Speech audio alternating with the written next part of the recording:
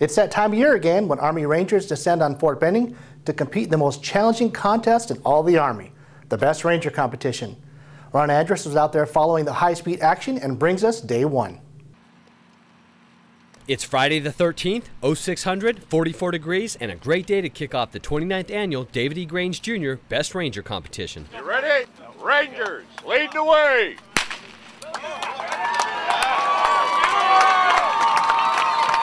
50 Ranger teams came out this year to compete in the grueling 60-hour contest, and it all began with the Buddy Run. Sergeant Major of the Army just started the competition.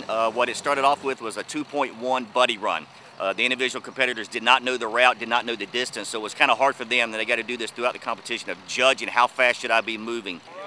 After the Buddy Run, the competitors grabbed their gear and rucked it 15 miles to Camp Darby. And about 3 hours later, teams started showing up, and it was time to negotiate about 1 mile and 26 obstacles through the infamous Darby Queen. One of the toughest obstacle courses here in the Army. Now, in the middle of the obstacle course, you do have the high obstacles.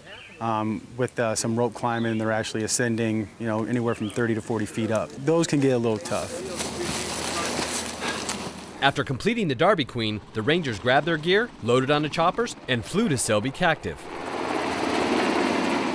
Once there, they fast-roped off the birds and had to maneuver through a series of urban obstacles. The urban obstacle course is a simulation of what an individual might experience if they were in a city in combat.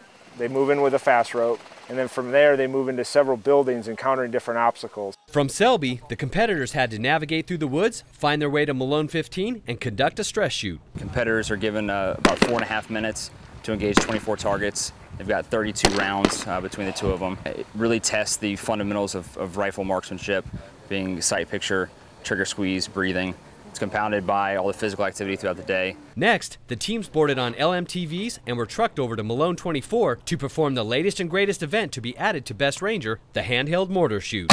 The premise behind this event is that our competitor teams, two-man teams, are going to come down with 8 rounds. Their job is to put as many rounds as possible accurately on various targets at several distances. They will be evaluated based on steel-on-steel contact, meaning the round has to actually impact the target for it to count. After sending their mortars downrange and getting smoked all day, the teams who were still standing got a little R&R before rucking another 15 miles throughout the night back to Todd Field, where day stakes will take place bright and early on day 2.